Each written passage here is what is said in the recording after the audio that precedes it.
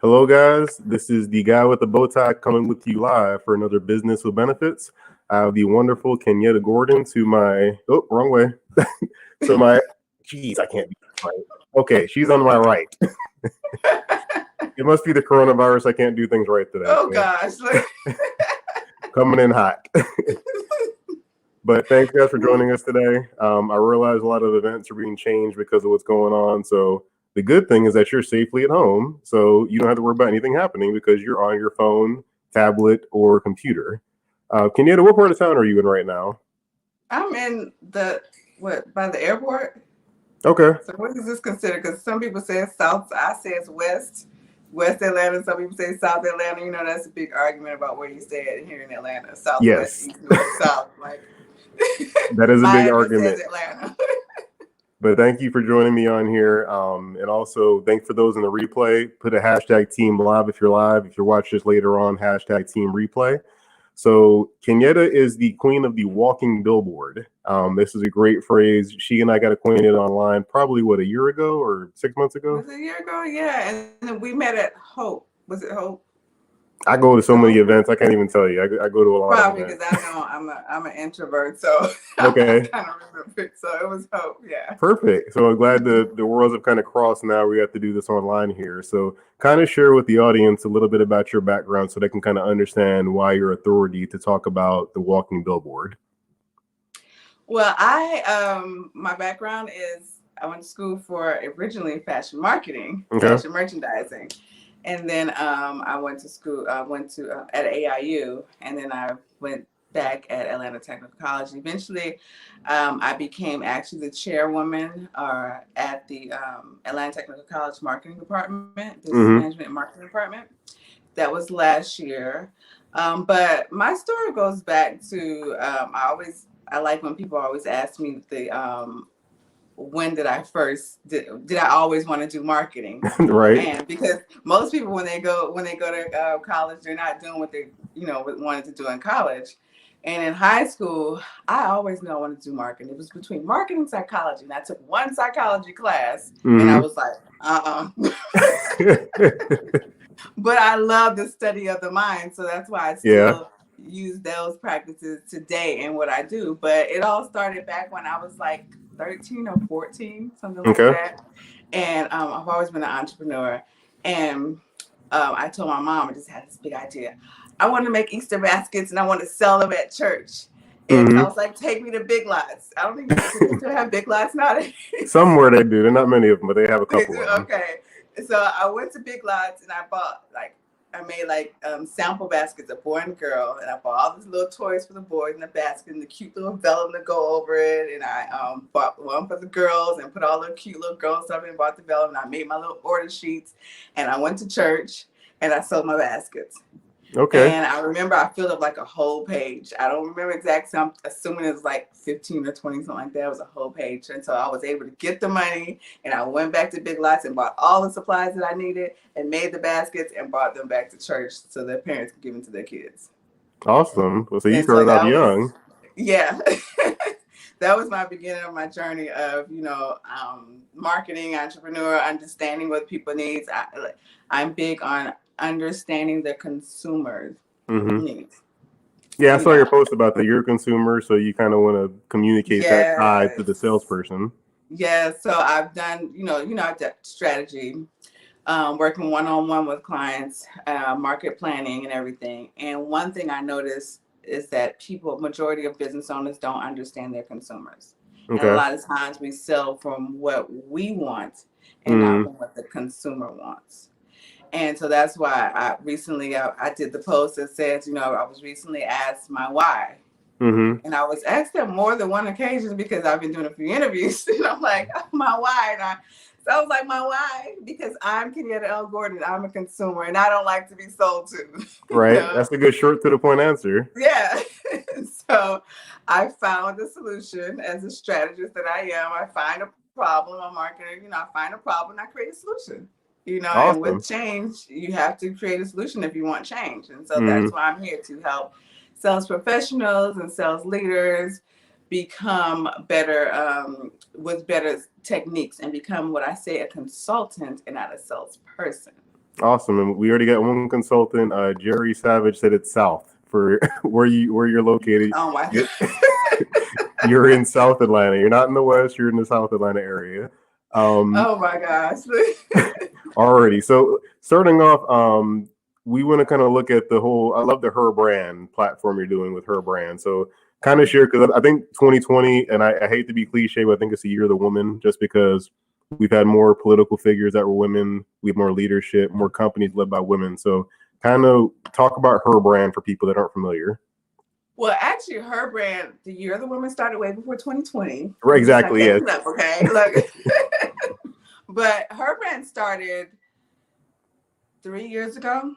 Okay. And I started it doing quarterly brunches for women, Okay. for women to come who are in business to come together, because being a female, starting a business, it was hard. It's like it was a lot of competition out there. And I'm like, Mm-hmm. what?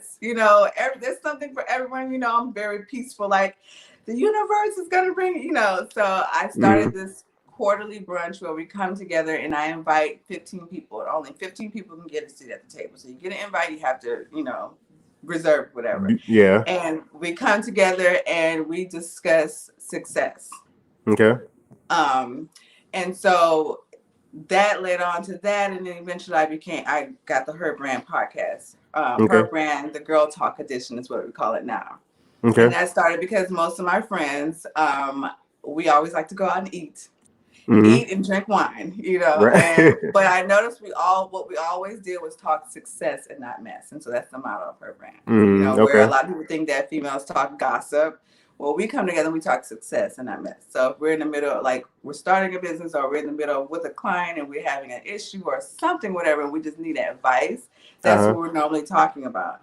And so Her Brand, the Girl Talk Edition, is a platform where females from all over now, because it first started with just Atlanta, and then now I have all over, and usually in Atlanta we meet up. I find a cute little restaurant in Atlanta, a little hidden gem, and I meet up with some fellow entrepreneurs or business owners, CEOs, whatever, and we sit down and we talk success and not mess. But we talk about the journey, because as females, we go to school, we graduate from high school, we have this huge career goal that we want to do, and we go to college, and then we graduate, and then we have kids, and then we become wives, and then our lives is just like, where did it go? Yep.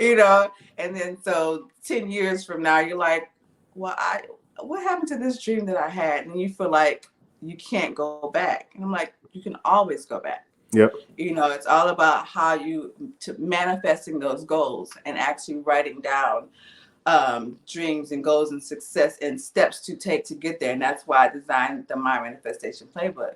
And people wonder, why is it pink? This is actually it right here. Let's see. Show it off. Show it off. You see.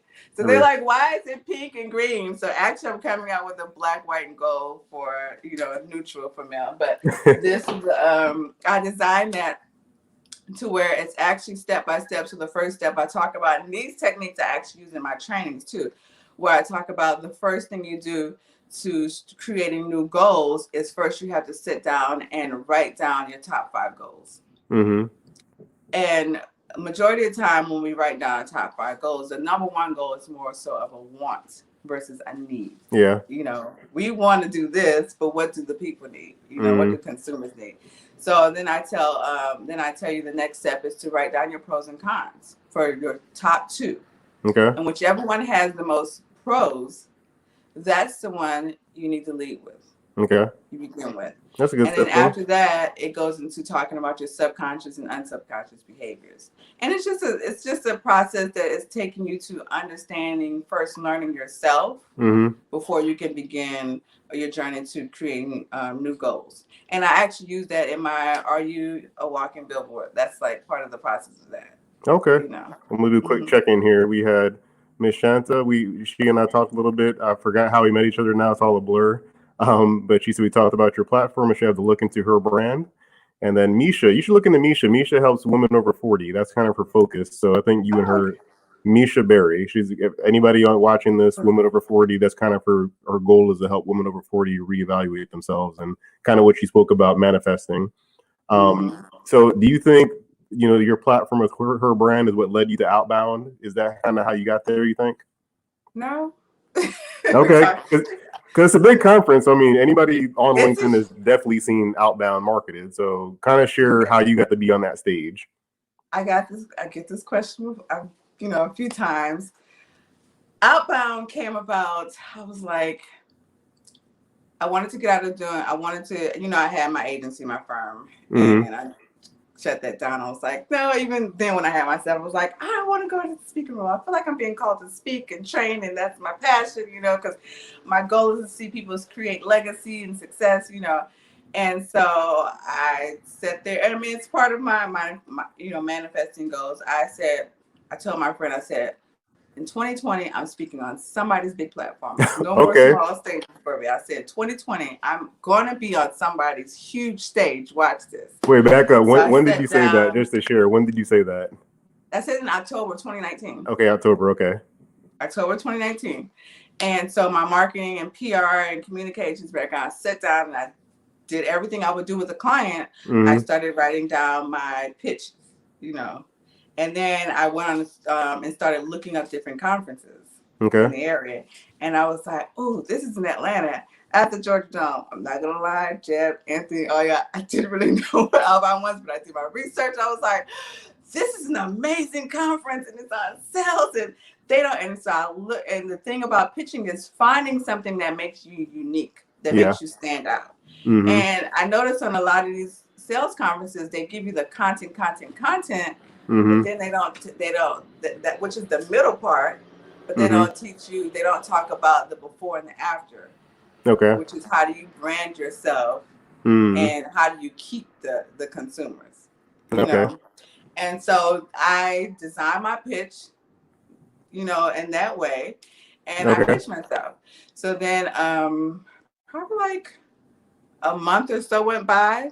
And I was like, oh, let me do my follow-up. It was less than a month. Let me do my follow-up. Did my follow-up. 10 minutes later, I got a call from Jeb One. That's awesome. You do some fanatical prospecting there. So yes, he was like, yes, we don't have anyone that's talking about the branding. And, we need something like that. And I was like, yes. Jeb's awesome. And he's a Georgia guy, too. So it kind of tied everything together.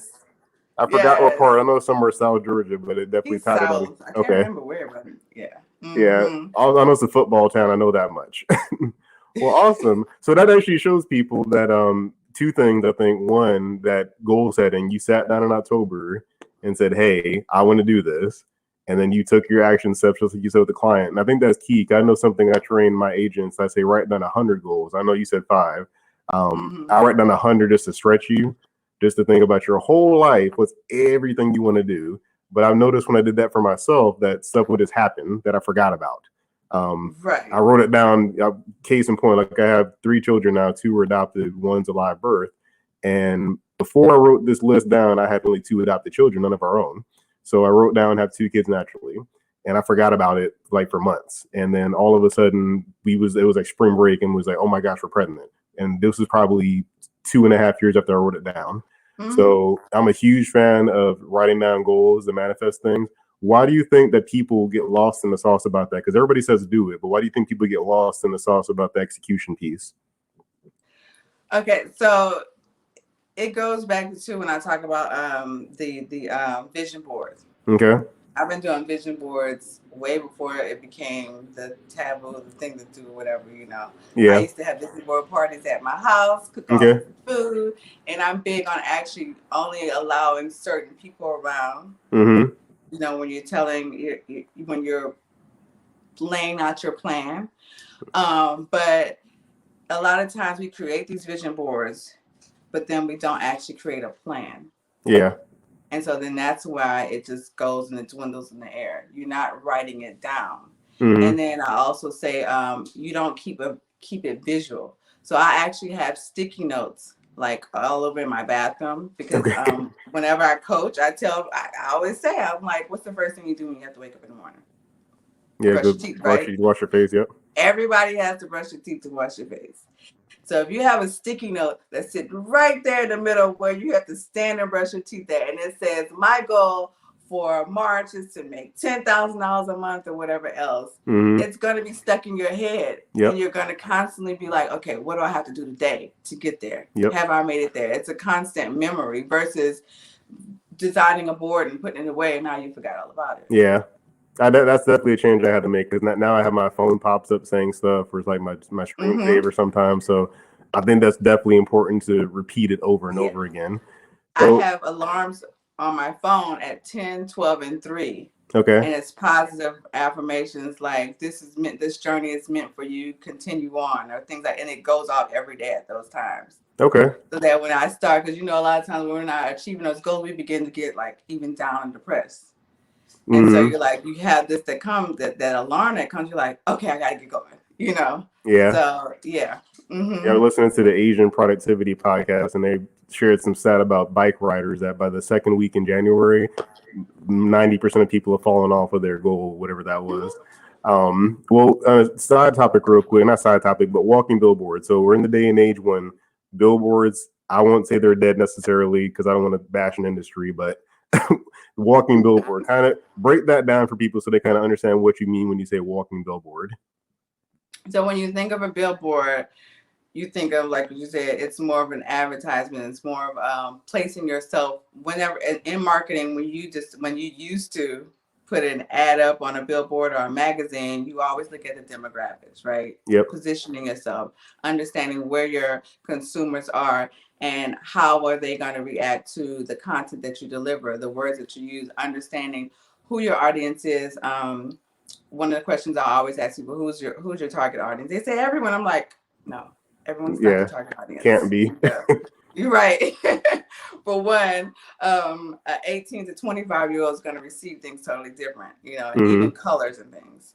So just understanding who your target audience is. There's 6 phases that I go through with becoming a walking billboard, and the first step is self-assurance. Understanding, recognizing, like I said, subconscious and unsubconscious behaviors. Because a lot of times you don't know what do people hear, see, and feel when they interact with you. Sometimes we do things that we don't recognize, that we don't know because they're subconscious behaviors. Yep. But once you make subconscious behaviors more conscious to your being, then you become more aware. Okay. So an exercise I like to say is ask your colleagues, your family members, and your friends, what do they think about you when they first met you? Like myself, I became my walking billboard some years ago. I'm an only child, okay?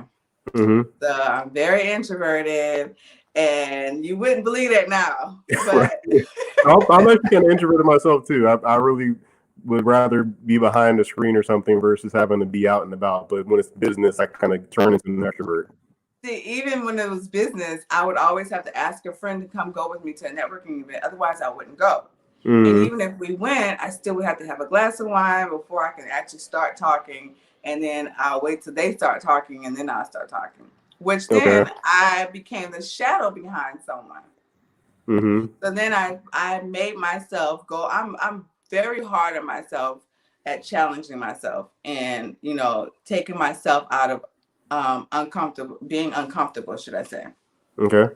And so I made myself take a whole year on a journey by myself, where I could not ask anyone to go with me to any networking events.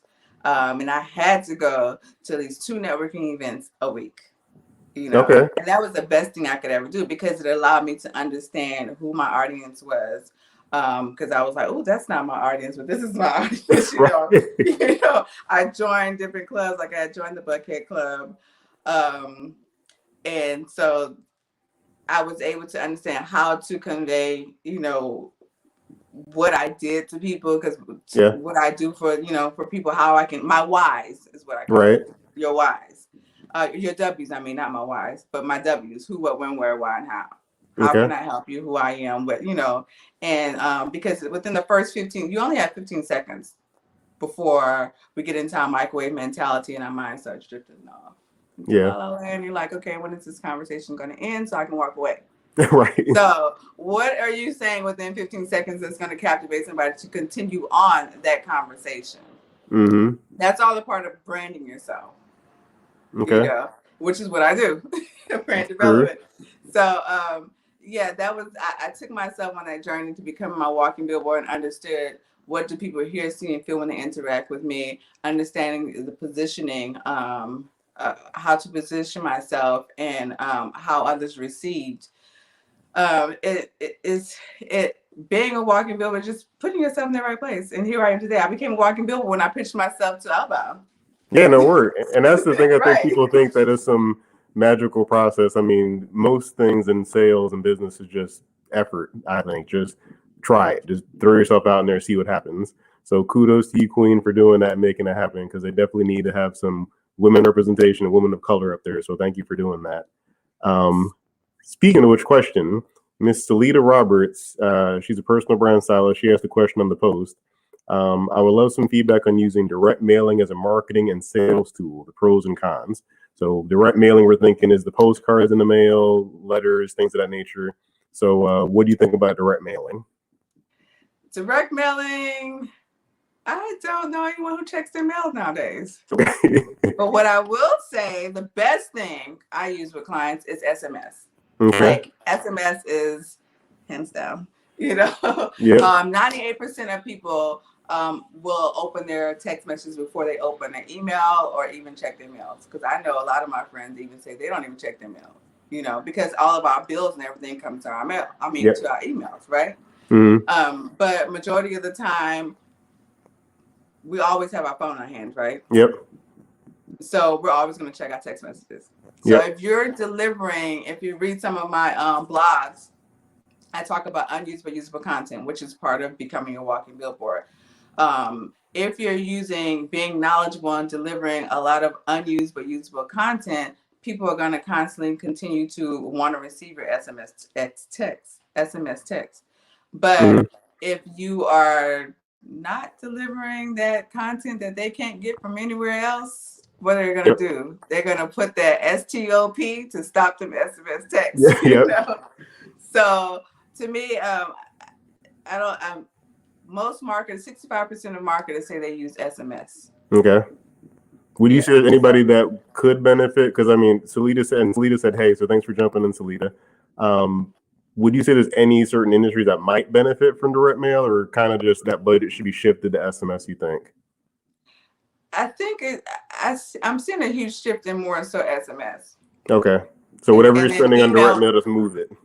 Yeah. And then even with emails, if you're creating an email, you can create an email. So say if you're in your constant contacts or your MailChimp or whatever, you can create an email newsletter, whatever. You get the link from it and you put it in the SMS. Yep.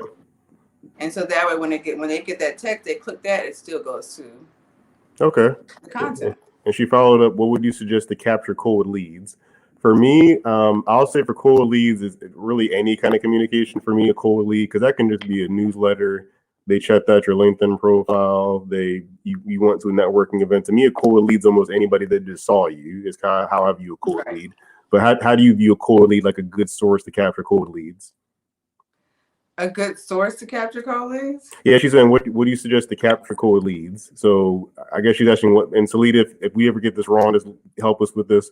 I think she's meaning what medium is best to capture cold leads. Like, would it be direct mail or would it be text? LinkedIn Sales Navigator. Okay. Hey, LinkedIn, you got a new advocate there. I love LinkedIn Sales Navigator because you get to see everything, especially with me. What I do in sales, it helps. I get, and you can do Google. In Google, you can put in certain businesses. So say you want to get all the news on American Airlines or whatever, and then you can get an alert. But you can also do that with LinkedIn Sales Navigator. Also, you get to see how many employees are there, have their sales increase, decrease, all that information. Because, I'm working with sales professionals, so that's what I like to do. But LinkedIn Sales Navigator is perfect. But just utilize it. That's where I go back to the blog that I wrote on. People are allowing technology to take over the relationships, the human-to-human connection. And it's not meant to take over, but it's meant to enhance. Yes. Because humans, we have an innate need to be needed, Mm-hmm. to feel appreciated, to feel wanted. So we still want that human to human connection, but we want the enhancement of the technology to make things go faster, speed up the process a little bit. Yeah. So, yeah. I think that's what differentiates when you say walking billboard is that, a regular billboard doesn't have a relationship. It's just a static document, if you want to say that. Right. It just shows an image. But the walking billboard can interact with you and say, hey, thanks for Right. looking at this. What do you think about it? I mean, the biggest question I get for people at LinkedIn, because in my world, insurance isn't commonly a LinkedIn thing. People are like, why are you always on LinkedIn? It's because I can actually have a conversation and Mhm. learn about something with somebody instead of just saying, hey, buy my widget. So do you I, think that's kind of the challenge people have is making the internet real, kind of your champion that you're pushing across the field? what you said, is it, repeat that again? I'm sorry. Like basically trying to move when walking billboard, you're kind of trying to move people to not just so much rely on a certain medium and like become the ad. Yes. Yes. Okay. And so that's what I should have led with, because I always say, majority of the times what we do is, I say the sandwich method, Okay. sympathy versus empathy plus compassion. Okay. The majority of the time we lead with sympathy, leave out the empathy, and go straight to compassion. Mm-hmm. And sympathy is just, oh, so you have a problem. Your car shut down. Well, I have a car right here for you. Right. Empathy is more so, okay, so what exactly was the problem that you had? What did you like about the car that you had before? Mm-hmm. Okay, and all right, so well, I had someone who had the same issue, and with the mileage, and this car right here has great mileage on them. They travel around the world often, and they only use XYZ amount, something like that. It's Right. showing them, it's making things relatable, Yeah. and it's building that relationship that we need as Uh-huh. humans. We need to have that relationship. We need to talk to people. We need to feel needed, and it's also showing knowledge, that you have knowledge, and that goes back to salesperson versus consumer.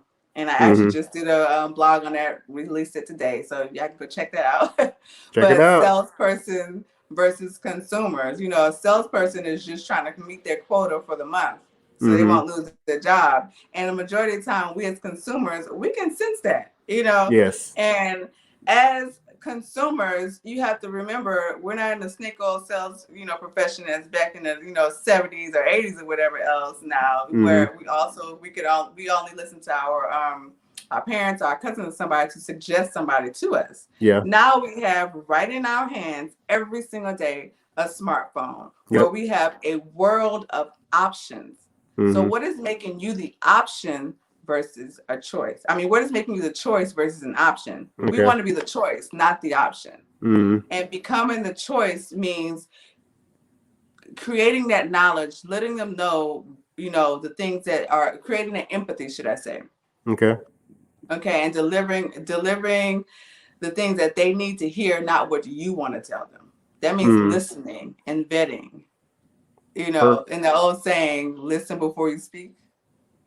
Yes, I Uh, forgot the whole thing. That's definitely a very yeah. important one in today's day and age. And I see that messed up a lot with LinkedIn, unfortunately, that people get on here and you look at their feed and they just always post like their marketing slide deck or they connect with you and are pitching you as soon as they get in. So to the people that are doing that, I know some people say it works for some people, but what's your message to those people that are trying to make sales work on LinkedIn? What's your message to them to kind of make it more human? Okay. I love that question, because I use an example of real estate.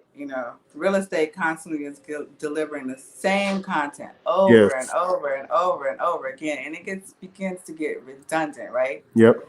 And so now we have a bunch of options, you know. But if you sit back and you think about some of the questions people are asking you when they finally either get on the phone with you or actually sitting in front of you, to you it may be simple, but that's because you do this on a regular basis. Yeah. But if one person actually sat there in front of you and asked you that, or called you and asked you, that's because they're not finding the answer anywhere else on the internet or anything. Mm-hmm. So if you start delivering, that's what I call my unused but usable content. Okay. Digging deep and finding content that you can deliver that's going to make you the choice and not just an option. Do you get what I'm Mm-hmm. saying? Yeah, stuff that people don't think about. You're saying like content that it's unused, but it should be used. Right. And it's a lot of times it's simple stuff. You're like, because I've had a lot. I'm like, how did you not know that? And I'm like, you know what? I do this on a regular basis. Most people are just focusing on what they have to sell or their product or their service, and they're not really digging deep into, the marketing side of it. So yeah. I think that makes sense because I think like what real estate is a good example of that. It's just you think of the things, the features and benefits. Like this is a 4-bedroom house and this has a bathroom, but there's other things that are generational wealth. That's something that's not a used benefit, and you don't see it directly from a house. But even with me insurance, when I put benefits into a small business, that's not really the end goal. The end goal is retaining employees or attracting employees. Right. So I never really talk about the benefits. I just talk about the unused benefit, as you put it. So her brand, great podcast, talking with women. What's something you see as a trend that'll help women entrepreneurs in 2020? Because I have 2 daughters. I want to see women doing better than ever. So what do you see as 2 trends that are going to help women in 2020 to kind of propel their brand forward? Whew. Getting deep. Yeah. Women are disrupting the table. Okay. We're no longer sitting back and just saying, I'm dainty little Southern gal, and I'm just gonna sit back, and take my place. No, we're demanding our place at the table. We have knowledge and content to deliver, and it's going to continue on. Let me tell you a little secret I told a friend of mine. I was like, I got to figure out how to say this. If you think about, I say sales started way back with Eve. Adam and Eve. Yeah. And women were the first sales professionals. Okay. We were taught as a young kid, as a little girl, to let the man feel like they're making the decisions and whatever. But at the end of the day, we were actually leading the decision. It's like that's Inception. exactly how sales is. It's like an Inception movie with Leo DiCaprio, just like that. Well, it's not Conception, because if you think of a consultant guides you in the direction that you need to go into, and they help you to figure it out on your own, right? Yep. A salesperson may be persuasive and all that stuff, but a consultant, they guide you along the way to help you to figure out where you need to be at. I think women were the first sales professionals. Yeah, I think that's true. I think the Zig Ziglar is awesome for the motivational side of him, but I think that methodology of sales with having slick lines and good comebacks isn't really a thing anymore. I think it's very much people are smarter, so you want to help guide them to their path. And right. Dr. Barbara Sweeney said this is good. Thanks, Barbara. We appreciate the shout out. What did she say? She said this is good. She's giving you a shout for pumping up women. You get the good comment when you're pumping up women, but I can totally love it. So, Outbound, I'm a horrible thing about calendars. What's the date for Outbound? Outbound is, I'm not sure. Well, it's on the website now. So Outbound is now October 11th through the 14th. Okay, got pushed back. Because of COVID. COVID-19. All right, so those does that mean, I know before Jeb was saying it was selling out. Does that mean they have more tickets now because they got pushed out? I was wondering the same thing, but when I looked on the site today, so right now it's only the main event. Okay. It's sold out quick. That's so what you guys got to at least come in there to the main event, or you're gonna have to sign up now for next year. Get on the wait list because it sells out like this. Like we literally started promoting it mid-January, and by the end of February, it was like 200 some tickets left. Well, I think until October, they should follow your content to kind of learn more about what you're doing. Yes. And an event, I think we're still having LinkedIn Meetup ATL. It's set for March 30th. We're not 100% sure what's going on with everything. We'd definitely like to still have it. So if you guys have seen the hashtag LinkedIn Meetup ATL, definitely go. Have a LinkedIn event before, Kenyatta? No. Where you meet people from LinkedIn? No, I haven't, but I'm gonna go since you posted it. I was like, I gotta go ahead because Darren, he didn't got on out there and put himself out there, and he's showing out now. So let me go. It's a definite great event. It's definitely changed my LinkedIn presence for the better. Got me more engaged with my audience. So if you're on LinkedIn and kind of saying like, how do I get this thing going more? definitely recommend it. Like I said, March 30th right now. If it changes, we'll let you know. But still follow the hashtag to stay in touch with everybody. So what's some big project you can leave the audience with? What's something big you're working on, or some message you want to leave with the audience about what you're doing with the Walking Billboard or with the brand? Well, I work with, I consult companies and do trainings. So what I do with the Are You A Walking Billboard, and I also do culture training around that for sales teams. The culture training is for more so for leaders, executives and leaders to help design a training for their company and their sales team. So when they're bringing in new people, they continue to follow that, my motto is branding is telling your story to the audience before the audience tells it for you. Therefore, it begins at inception. So I'm big on creating a design for your company because I always say, and I guess I can end with this: designing your brand, whether it's personal or for your business, is like building a home. The strongest home and the strongest part of the home is what? The foundation, right? Yep. And if you don't have a strong foundation, you're liable for your home to fall. I always say you're liable for the big bad wolf to come along and blow it right on down, right? Right. But before you can begin to design to build a home, you must first lay out the blueprint, right? Right. You have to lay out your blueprint, and you create all the the needs for your home and where you're going to put everything and all the other stuff, right? And then you begin to building the foundation in the home so that it's sturdy and tight, and you're not allowing someone else to come and tell the story of your brand for you. And that's a part of becoming your walking billboard, and a part of designing the culture of your company. So they go together. One is just I'm more so working with the sales team, and helping them understand that you are a brand that represents a brand. Okay, that makes sense. Yeah, because long gone are the days where, Home Depot was just Home Depot. No, it's about who owns Home Depot. We want to know who owns Home Depot, and we want to know all about them, right?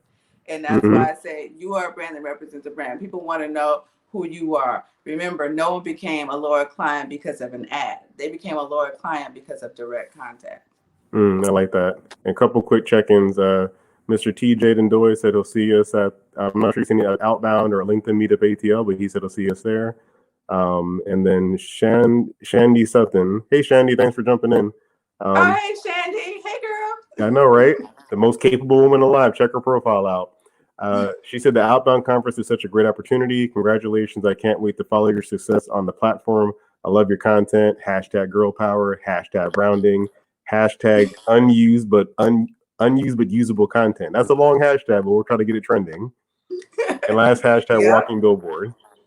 So thanks. So I'm gonna leave y'all one last thing. This COVID-19 thing is fluid. So in my world, I'm helping people kind of with benefits packages to help them deal with it. In my world, really, if you don't have an answer to this for your employees, it's kind of you're losing, just because they're looking for guidance on, like you kind of said with guidance, they're looking at the leader of how do we deal with this pandemic that's going on. So I'll leave my shameless plug for telemedicine. If you have a small business and you have employees and you don't have healthcare, at least you can get them telemedicine so they can stay away from sick people. That's going to be a big trend going forward, is use telemedicine instead of having to sit in the urgent care with sick people. And if you don't have employees, contact me to find out how.